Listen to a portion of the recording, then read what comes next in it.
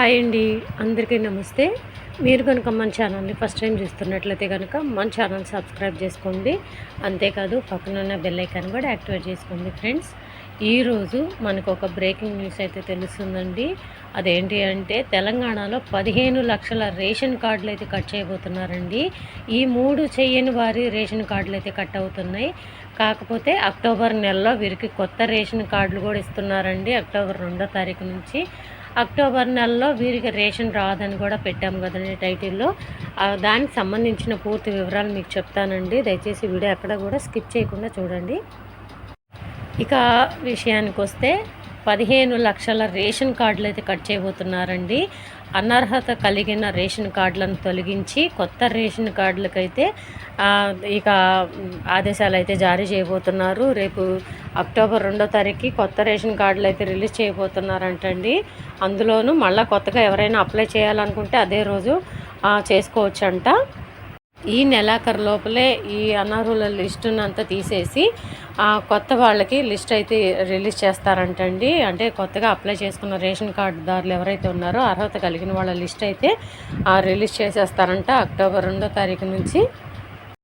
ఇకపోతే ఈ 3 చేయని వారి రేషన్ కార్డులు కట్ అని చెప్పేసి అని టైటిల్లో పెట్టాను కదండి. అది ఏంటి అంటే రేషన్ కార్డుకి ఈకేవైసీ మనకి జనవరి ఫిబ్రవరి నెలలో మనకి ఈకేవైసీ చేయించుకోమని చెప్పేసి అని గవర్నమెంట్ ఆదేశాలు అయితే జారీ చేశారండి. అంటే ఆ కార్డులో ఉన్న ప్రతి ఒక్కరు కూడా ఉన్నారా లేదా అని ఈకేవైసీ ఫ్యామిలీ మెంబర్స్ అందరూ చేయించుకోవాలని చెప్పారు కదండి. చాలామంది వరకు చేయించుకోలేదండి. చాలామంది ఈకేవైసీ చేయించుకునే వాళ్ళ రేషన్ కార్డులు అయితే కట్ అవ్వబోతున్నాయి.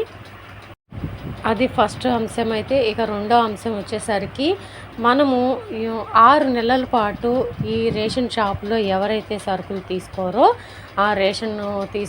వారి రేషన్ కార్డులు కూడా కట్ అవుతాయండి. వాళ్ళకి ఎవరైతే రేషన్ తీసుకోకుండా 6 నెలలు పెండింగ్ పెడతారో వాళ్ళ రేషన్ కార్డులు కూడా కట్ అయిపోతున్నాయి.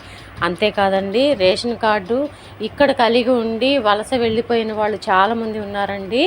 అంటే విదేశాలకు వెళ్ళిపోయిన వాళ్ళు ఉంటారు, ఇక వలస వెళ్ళి ఇతర రాష్ట్రాలకు సెటిల్ అయ్యి ఉంటే వాళ్ళు కూడా ఉంటారు కదండి. వాళ్ళందరి రేషన్ కార్డులు కూడా కట్ అవ్వబోతున్నాయి. ఇది ఎట్లా తెలుస్తుంది అంటే ఓన్లీ ఈకేవైసీ ద్వారానే ఈ అనర్హుల లిస్ట్ అయితే తయారైందండి. ఈకేవైసీ చేయించుకుంటే కంపల్సరీగా లిస్ట్లో ఉంటారు, ఆ కార్డు లిస్ట్లో ఉంటారు. ఈకేవైసీ చేయించుకోకపోతే కంపల్సరీగా వాళ్ళ పేర్లు అయితే తొలగిస్తామని ముందే హెచ్చరించారండి గవర్నమెంట్ వారు. కానీ ఇతరత్ర కారణాల వల్ల చాలామంది చేయించుకోలేకపోయారండి.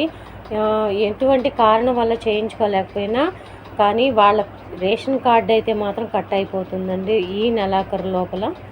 సో మీకు ఇంకొకటి కూడా చెప్పాలండి.